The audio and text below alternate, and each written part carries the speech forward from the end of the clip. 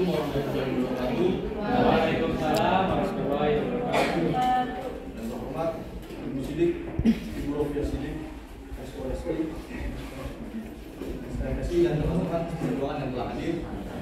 Kami di kelompok 3 akan mempresentasikan hasil wawancara bersama publik 2023. Yang kedua yang kami wawancarai adalah pedagang dari Kodun dan salah seorang kelompok mahasiswi yang akan dijelaskan oleh saudari Sufi dan saudari Nadia. Oke, baik, di sini kita mewawancarai publik luarnya yaitu seorang pedagang.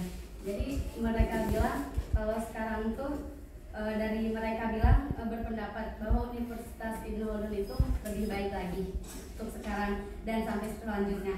Berkembangan Universitas Ibnu Khaldun ini semakin berkembang karena tokoh pedagang juga bilang, banyak yang bilang sekarang tuh Universitas Ibnu Khaldun membolehkan bagi perempuan tuh waktu dulunya tuh melihat mahasiswanya tidak berjilbab itu tidak apa-apa untuk masuk ke universitas ini. Tetapi untuk sekarang ini Universitas Ibnu Khaldun tuh lebih baik lagi karena di sini sudah memakai jilbab semua. Dan balance-nya tuh seimbang dengan pelajarannya. Dan mahasiswa universitas menjadi lebih baik dan tidak banyak menimbulkan masalah lagi saat ini dan seterusnya. Dan di lingkungan Universitas Ibnu Khaldun pun lebih semakin aman dari sebelumnya.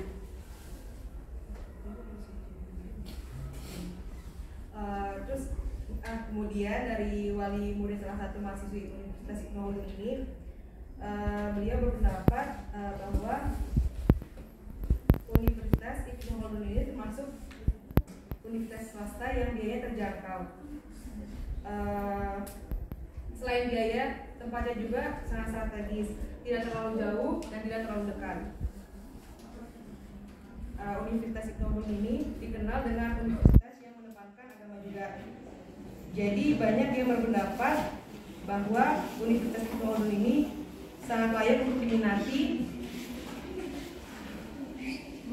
di kalangan calon mahasiswa yang ingin mendaftarkan dirinya.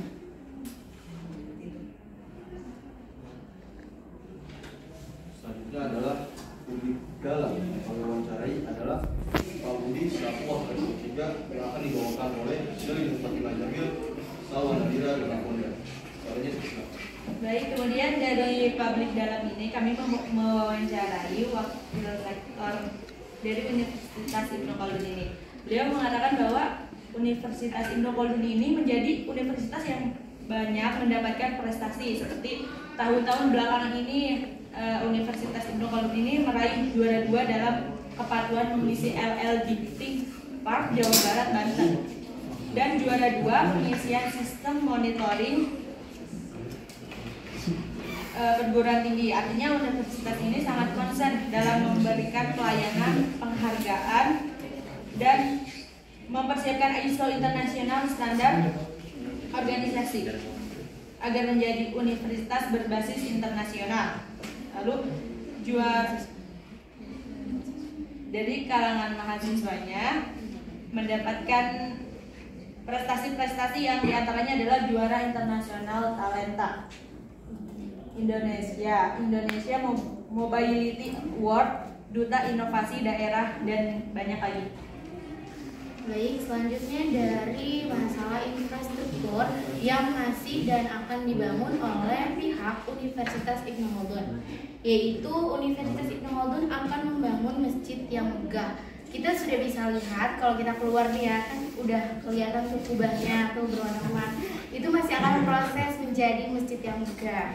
Kemudian akan membangun gerbang UIK yang terlihat dari luar itu, oh Universitas Ibnu Khaldun ini bagus ya, dari luar aja bagus, dari dalamnya gitu.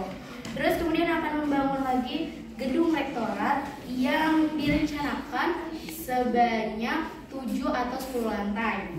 Dan akan dibangun student center yang tepatnya di lapangan Fakultas Kesehatan.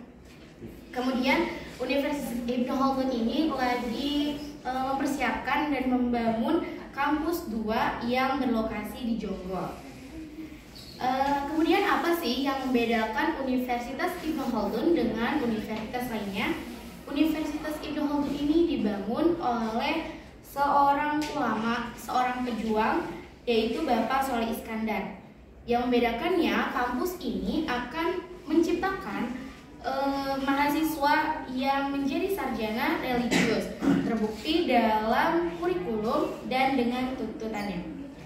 Ada lagi yang lebih menarik, walaupun universitas berbasis Islam dan mengedepankan agama, tetapi Universitas Ibnu Khaldun ini tidak menjadi universitas yang eksklusif atau tertutup. Agama apapun boleh masuk, karena untuk menuntut ilmu itu boleh. Berbeda dengan, tapi sesuai dengan kepercayaannya masing-masing. Oke, akan saya lanjutkan dari publik dalam Pak Budi. Pak Budi, ya. Ya, rektorat akan, wakil rektorat akan membuka studi baru yang sudah diajukan sejak